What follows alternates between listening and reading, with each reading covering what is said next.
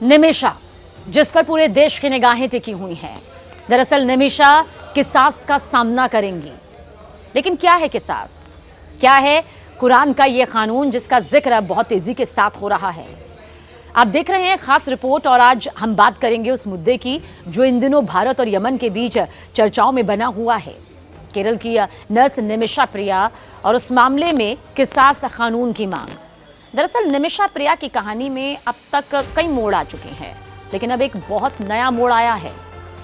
Yemen में हत्या के मामले में मौत की सजा पाए जाने के बाद उनकी फांसी को 16 जुलाई को टाल दिया गया। यह अस्थायी राहत है, लेकिन इसका मतलब ये बिल्कुल नहीं कि उन्हें माफ कर दिया गया। दरअसल मामला यमन के नागरिक तलाल महमूदिया की हत्या से जुड़ा हुआ है और निमिषा पर आरोप है कि उन्होंने तलाल को जानबूझकर इंजेक्शन देकर पहले बेहोश किया और फिर उसकी हत्या कर दी। इतना ही नहीं, हत्या के बाद शव को छिपाने की कोशिश भी निमिषा ने की। इसी वजह से यमन की अदालत ने उन्हें सजाए मौत सुनाई थी। अब इस पूरे मामले में एक शब्द बार बार सुनने को मिल रहा है, किसास। आखिर क्या है किसास? किसास दरअसल एक इस्लामी कानून है जिसे कुरान से लिया गया है। इसका मतलब होता है बदले में बराबरी, यानी कि जिस तरह का अपराध वैसी सजा। और आसान शब्दों में समझिए, आसान शब्दों में कहें तो ये कुछ वैसा ही है जैसा कि बाइबल में कहा गया है, आंख के बदले आंख। इसका मतलब ये कि अगर किसी ने किसी की जान ली है तो उस आरोपी को भी मौत की सजा मिल सकती है। अब यहाँ एक खास बात है, किसास कानून में पीड़ित परिवार को ये अधिकार होता है कि वो सजा माफ कर सकते हैं या फिर मुआवजा यानी कि ब्लड मनी लेकर समझौता कर सकते हैं।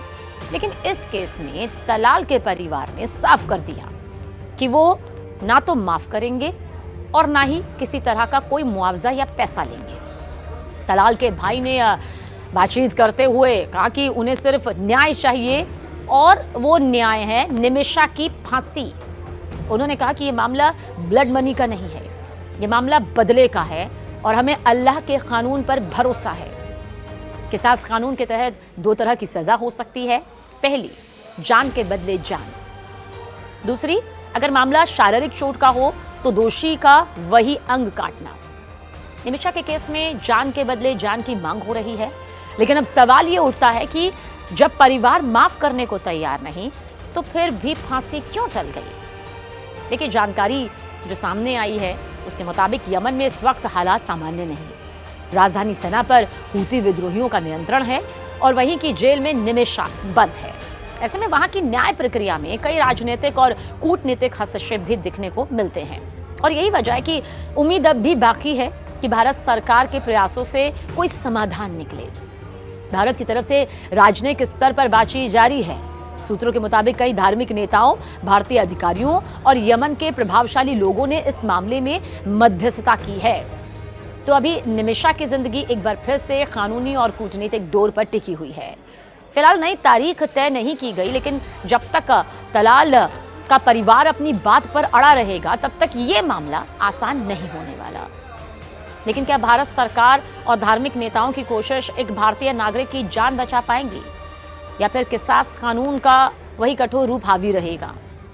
हम इस कहानी पर नजर बनाए हुए हैं, आप हमारे साथ जुड़े रहिए, क्योंकि ये सिर्फ एक कानूनी मामला नहीं बल्कि मानवीय, धार्मिक और कूटनीतिक जटिलताओं का गहरा मिश्रण है।